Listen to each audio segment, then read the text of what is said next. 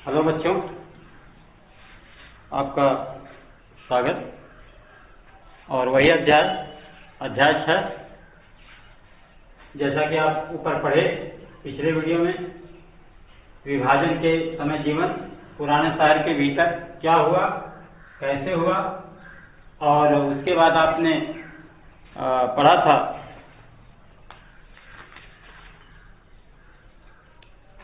पुराने शहर के भीतर।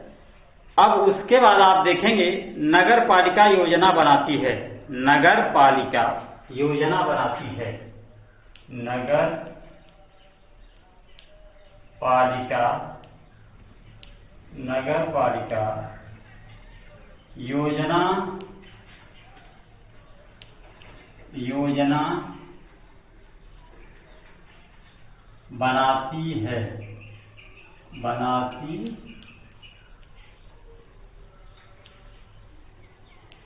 इसको आप देखें, ये वीडियो नंबर आपका 5 होगा, अध्याय 6 वीडियो नंबर 5। तो आप देखें नगर पालिका कौन कौन सी योजनाएं बनाती है शहर के लिए। चित्र 14 को भी देख लेंगे। नई दिल्ली का एक औपनिवेशिक बंगला यहाँ पर दिखाई पड़ रहा है, तो आप देख लेंगे। तो नगर पालिका योजना कैसे बनाती है, उस पैरे में आप देखें। 1921 की जनगणना से पता चला कि पुराने शहर के इलाके में भयानक भीड़ है। यहाँ प्रति एकड़ 90 लोग रहते थे, जबकि नई दिल्ली में प्रति एकड़ केवल 3 लोगों का औसत था। पुराने शहर के बिगड़ते हालात के बावजूद उसका फैलना जारी रहा।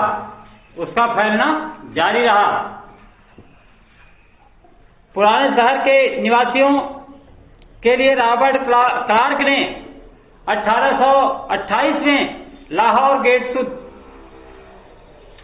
सुधार योजना के नाम से एक विस्तार योजना तैयार की। उसके पीछे सोच यह थी कि यहाँ के निवासियों को पुराने शहर से अलग एक नए तरह के चौराहा बाजार की तरफ ढकेला जाए। इस चौराहे पर चारों तरफ दुकानों की कल्पना की गई थी। इस पुनर्विकास में सड़कों के लिए जाल वाली संरचना तय की गई। सभी सड़कों की चौड़ाई, आकार और स्वरूप एक जैसा होना था। मोहल्लों के निर्माण के लिए जमीन को एक जैसे टुकड़ों में बांट दिया गया था। इस नए स्थान को क्लार्कगंज का नाम दिया गया।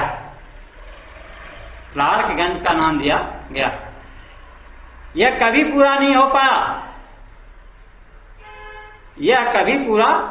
हो पाया और उसने पुराने शहर को भीड़ से आजाद कराने में कोई मदद नहीं की।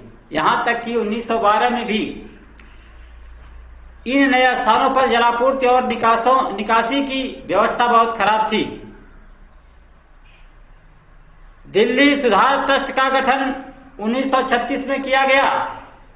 इस योजना के तहत संपन्न लोगों के लिए दरियागंज दक्षिण जैसे इलाके बनाए गए।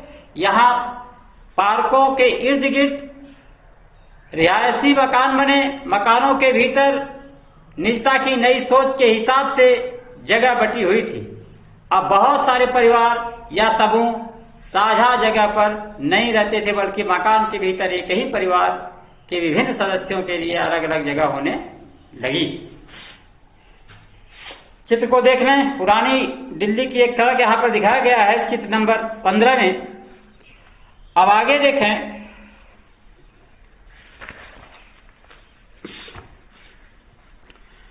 जिस समय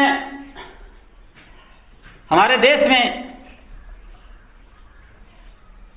यह सब कुछ हो रहा था, राजधानी बसाई गई, उसके बाद आपने देखा कैसे कैसे उसकी योजना बनाई गई, उसमें कहाँ तक सफलता मिली, कैसे कैसे आबादी बढ़ी, उसको व्यवस्था देना, सारी बातों को आपने देखा। लेकिन अभी समय जो है अन्यत्र की अगर बात करते हैं, अन्यत्र का मतलब दूसरे देश की बात अगर करते हैं, तो उस समय हम एक दक्षिण अफ्रीका देश में हर्बर्ट बेकर की बात कर रहे हैं, दक्षिण अफ्रीका।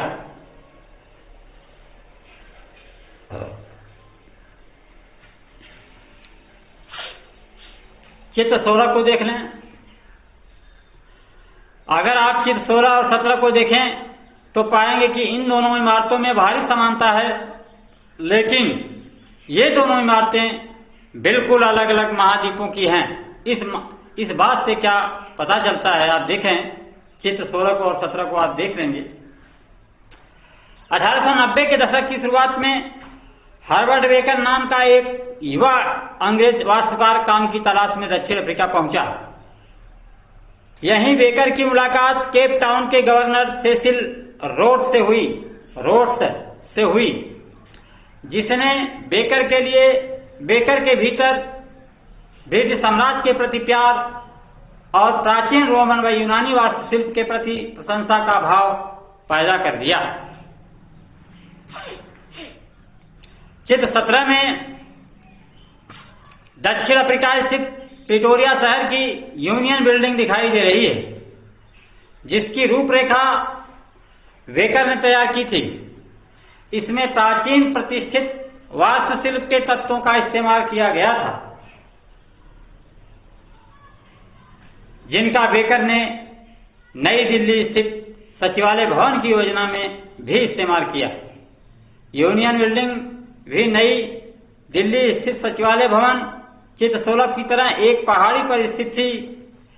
क्या आपने ध्यान दिया कि सत्ता में बैठे लोग नीचे से ऊपर की ओर देखने के बजाय ऊपर से नीचे की तरफ देखना पसंद करते हैं?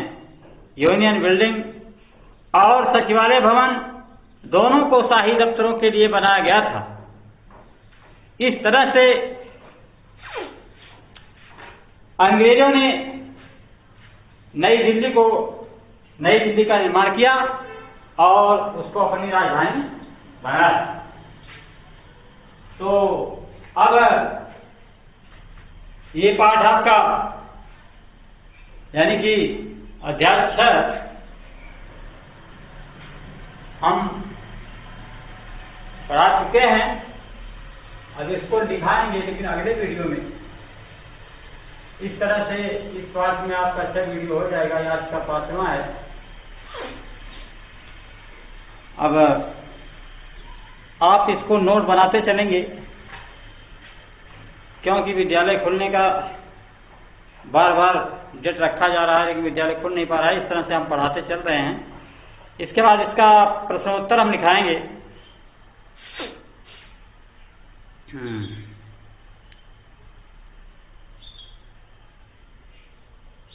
अगले वीडियो में।